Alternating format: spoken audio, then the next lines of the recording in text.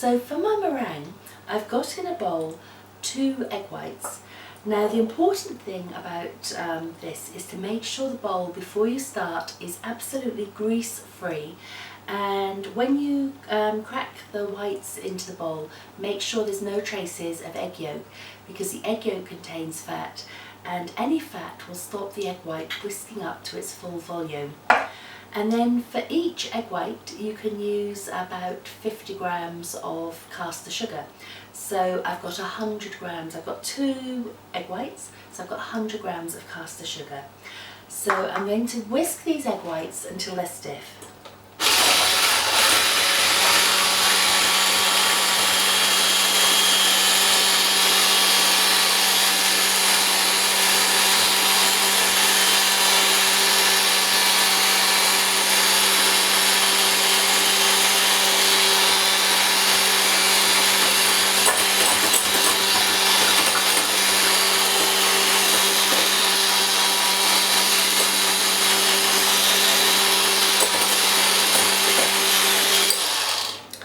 So I'm using an electric whisk because that's the easiest way to do it. You can do it with a hand whisk if you don't have an electric one, it's just it will obviously take longer to do.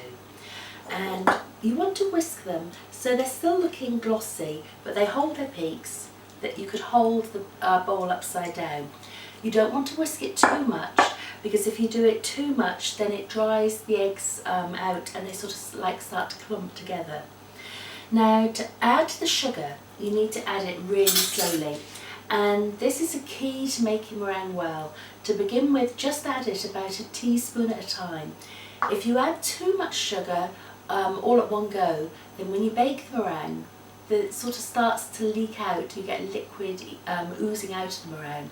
So for a nice good dry meringue, add the sugar really slowly while you're whisking it. So just about teaspoon at a time to begin with, and then you can increase it when you've added more of it. When you've added about a third of it, you can start adding it by a larger spoonful at a time. So whisk that well.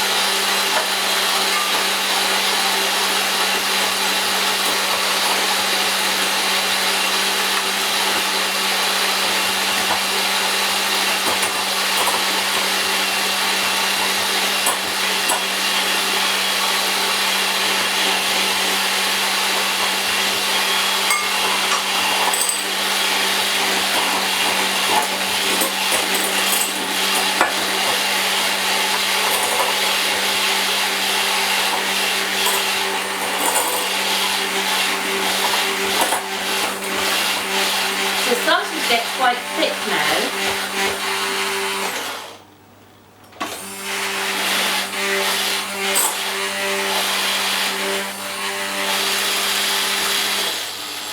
So you can see it's starting to get thick because it's beginning to make my mixer strain a little bit. So I'm going to start adding a bit more sugar at a time. So sort of about that much at a time.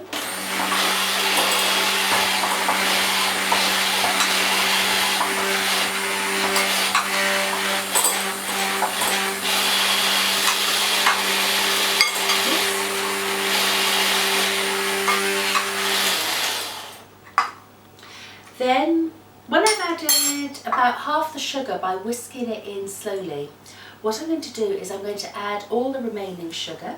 So I'm going to tip that in and just whisk it very, very quickly.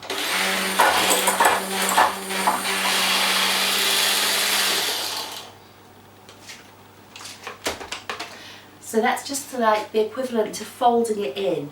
You can, if you wanted to, just give it a quick fold with a spoon. Don't use a round blade, sort of too thick a spoon. So don't use a spoon with a thick edge. This is more like a spatula with a very thin edge spoon. So use a metal spoon or one with a thin edge. If you have anything with too thick an edge, then you'll be pressing air out of the meringue. That will stay on there. Now, with the meringue, you can pipe it. What I'm going to do with these is spoon them to make little nests. You can spoon it into a big circle as if you were making a pavlova, but for individual desserts I quite like to take 2 spoons, put it onto the baking tray and then just hollow the middle out slightly. So my baking sheet that I'm using, I've actually got a silicone liner on it. If you don't have a silicone liner, it's best to put these onto baking parchment just so that they're easy to remove from the baking tray once they're cooked. So onto the baking tray and hollow out the middle.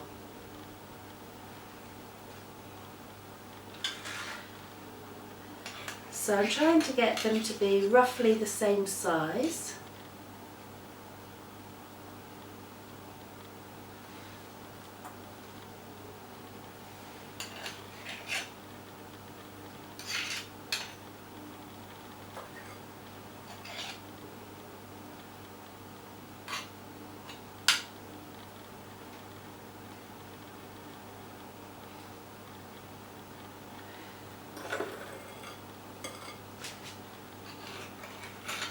So I think I'm going to get 6 on this baking sheet.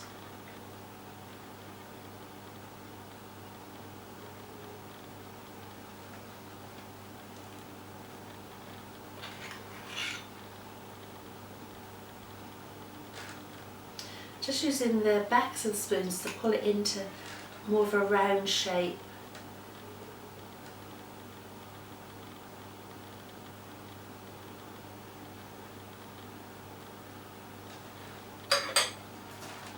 So that's the meringue shapes. I'm going to put them in the oven. Now the oven, on a fan oven, I do it at about 130 degrees centigrade. If it's a conventional oven, that would be 150. And if you've got a gas oven, do it on between gas 1 and gas 2. Probably gas 1 is the best. With these, it's better to have them on a low temperature to dry them out, and then hopefully the meringue won't colour too much. The longer it's cooking for, the more time the sugar has to caramelise and they'll turn sort of a more golden colour. So ideally they should take about an hour to cook and dry out. And as I say, I've got a fan oven here, so I've got it set at 130 degrees. So I'm going to set my timer for 1 hour.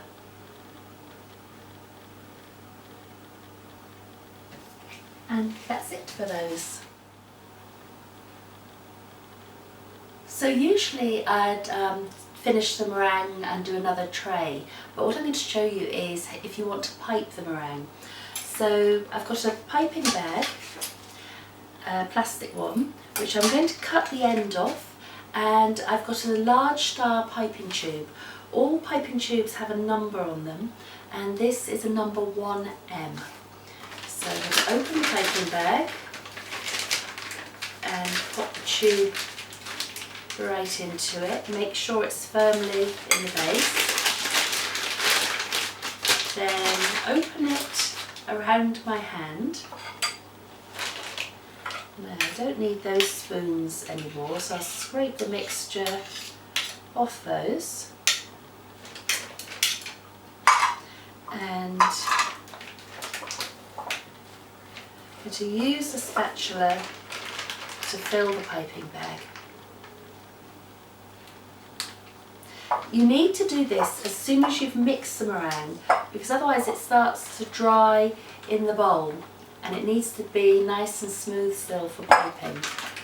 So bring the sides the piping bag up and then twist the top of it, which will push the meringue down. So for meringue nest, you can start by piping a circle around for the base and then pipe another row on top and pull it away at the end. Or for star shapes, hold the piping bag just above the baking sheet, start squeezing it, lift it slightly, then stop squeezing the meringue and pull the bag away, and that will give you a nice point. If you keep pressing the piping bag as you're pulling it up, they just get really, really high.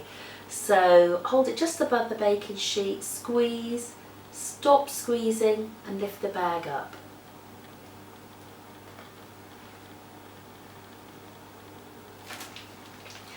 So once you've cooked these, they'll last for quite a long time if you store them in an airtight container. So they're a really good dessert to do if you want to have something that's made in advance.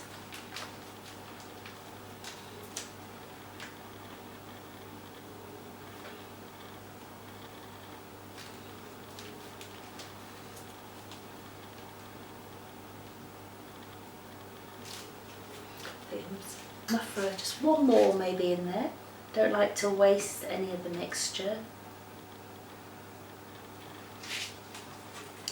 So there's my tray with the nest and the little shapes. So I'm going to put those in the oven as well.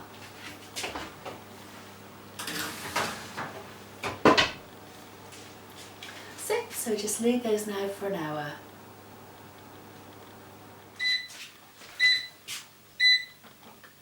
So when the timer goes off, you can take the meringues out of the oven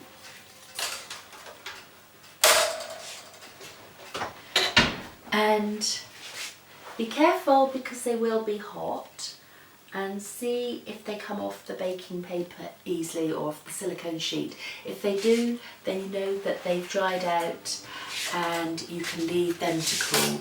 So I've got my freeform ones and then the piped ones.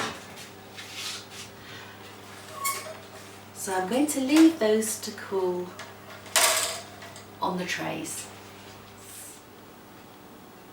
So one idea for serving meringues is to serve them with some cream, raspberries and marshmallows. So I'm going to take one of the meringue nests, fill it with some squirty cream or some lightly whipped whipping or double cream, and then I'm going to put some raspberries on top,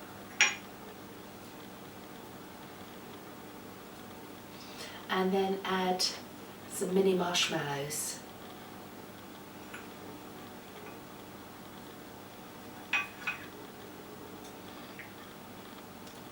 Another raspberry.